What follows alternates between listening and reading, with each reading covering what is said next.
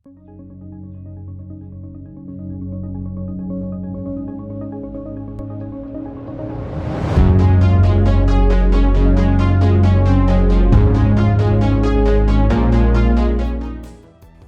दोस्तों, मेरा नाम अविनाश गोरक्षकर है और आप सभी को 10 मिनट के स्टॉक आइडिया के प्रोग्राम में स्वागत है।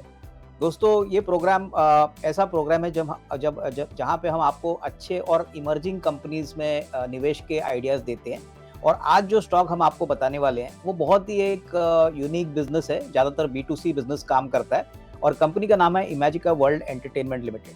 अभी ये कंपनी काफ़ी लोगों को मुंबई में, पुणे में पता होगी कि इनका एक बहुत बड़ा water park, theme park as well as snow park Khopoli में लोकेटेड है। ज़्यादातर इनके जो कस्टमर्स हैं, यानी जो कैचमेंट एरियाज़ है, ये पुणे और मुंबई से आते हैं। और गर्मियों के सीज़न में स्पेसिफिकली जून के महीने में जो पहला क्वार्टर होता है, अप्रैल टू जून और अक्टूबर टू दिसंबर, ये महीनों में बहुत सारा बिज़नेस यहाँ पे होता है। बाकी क्वार्टर्स में भी बिज़नेस होता है, लेकिन इतना नहीं होता है। तो थोड़ा बहुत ये बिज़नेस सीज़नल होता है, लेकिन ये कंपनी हमने सिलेक्ट क्यों की है? दोस्तों, इस बिज़नेस में हमने देखा है कि ये कंपनी इनिशियली मनमोहन शेट्टी जो एडलैब्स के प्रमोटर थे, उन्होंने इस कंपनी को इनकॉर्पोरेट किया, काफ़ी पैसा लगाया। इनफैक्ट 2015 में इसका आईपीओ आया और उसके बाद कंपनी काफ़ी अच्छा भी कर रही थी। लेकिन पिछले 5 साल में कंपनी बहुत ही खराब कंडीशन में पहुँच गई, क्योंकि उनका कर्जा बैलेंस शीट पे काफ़ी बढ़ गया। और 2 साल 2021 में तो आपको भी पता है कि कोविड हो गया। तो कोविड में सारे ऐसे जो आउटसाइड जो लोकेशन बेस्ड कंपनीज़ थी, उनको तो गवर्नमेंट ने तो बिल्कुल बंद कर दिया। तो दोस्तों, अभी 2 साल के कोविड के बाद अभी इसमें क्या ऐसा हो गया है कि जहाँ पे हमको लग रहा है कि आगे का जो रोड मैप है, वो बहुत ही स्ट्रॉन्ग ग्रोथ के पॉइंट ऑफ व्यू से आने वाला है। पहली बात तो दोस्तों, इस कंपनी के पास कम से कम 27 बैंक्स थे जिन्होंने इनको पैसा दिया था। पिछले 1.5 साल में इस कंपनी ने एक डेट रेज़ोल्यूशन प्लान करके ये सारा कर्जा बैलेंस शीट से अभी क्लियर किया है। अभी नया प्रमोटर भी आ चुका है। पहले मैं बता दूं कि 1400 करोड़ का डेट, 1400 करोड़ का डेट मार्च 21 में पीक आउट हो गया था। उसके बाद बैंकों ने काफ़ी प्रोस्पेक्टिव नए पार्टी से बात करना चालू किया और फाइनली 22-23 में मालपानी ग्रुप, जो बेसिकली पुणे बेस्ड है, उन्होंने फाइनली इस कंपनी को टेक ओवर किया। उन्होंने 415 करोड़ का इमीडिएट इन्वेस्टमेंट किया, उसके बाद 480 करोड़ का प्रेफरेंशियल ऑफर किया और सारे बैंकों के पैसे इन्होंने रिस्ट्रक्चर कर दिए। काफ़ी बैंकों के लोन्स पे उन्होंने हेयर कट दे दिया। तो अभी कंपनी की जो बैलेंस शीट है, वो बहुत ही लीन एंड फिट है। कंपनी की बैलेंस शीट अगर मार्च 23 की देखें तो 800 करोड़ का कर्जा दिख रहा है, जो पहले 1400 करोड़ था।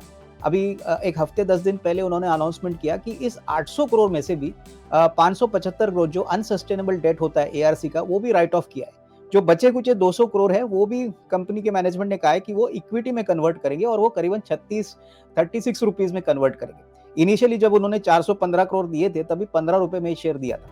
तो बेसिकली दोस्तों, जो सबसे बड़ी प्रॉब्लम कंपनी की थी ना, वो अभी खत्म हो चुकी है, क्योंकि पार्क तो बहुत पॉपुलर है। अभी भी लोग इमेजिका का ब्रांड को काफ़ी अच्छी तरह से जानते हैं। अभी नंबर्स पे आते हैं।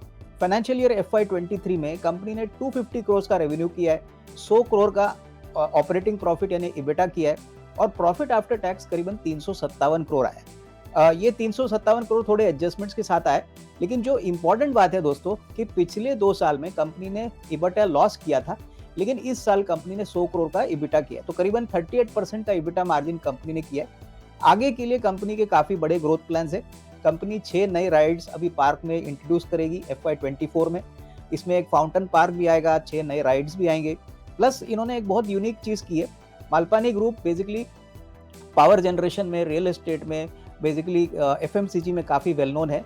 तो पावर में इन्होंने सोलर पार्क एक एस्टैब्लिश किया है, जहाँ पे 8 मेगावाट का सोलर पार्क ये जमा करेंगे और इससे जो पावर की सेविंग्स होगी, उसमें काफ़ी कटौती होगी। इनका सालाना पावर का कॉस्ट 18 करोड़ है।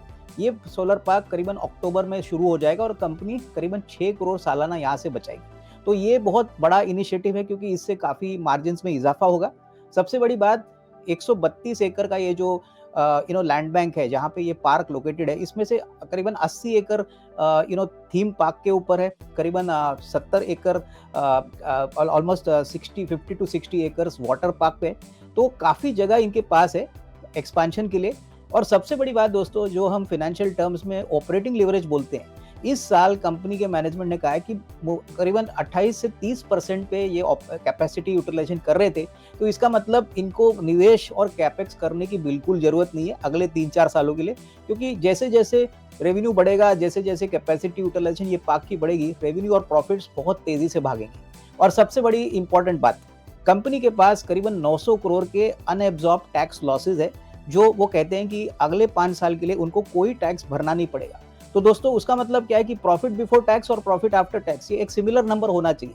तो हमारा मानना है दोस्तों, शेयर प्राइस जो करीबन 45-50 रुपीज़ है, बहुत ही अच्छा विकल्प है, क्योंकि आपने देखा है कि वंडरला का शेयर किस तरह से भागा है और amusement park, water park, theme park बनाना कोई ईज़ी बात नहीं है। सबसे बड़ी बात, जो नया प्रमोटर आया है मालपानी ग्रुप, दोस्तों ये काफ़ी वेल एस्टैब्लिश्ड वाटर पार्क में, इनके 4 वाटर पार्क ऑलरेडी है, 2 शिरडी में है, 2 लोनावला में है और हमको लग रहा है कि जो डोमेन नॉलेज इनका है वो बहुत इंपॉर्टेंट है। तो मुझे लग रहा है कि देखिए नया प्रमोटर आ गया है, कर्जा कम हो चुका है, ऑपरेटिंग लेवरेज का बेनिफिट भी है।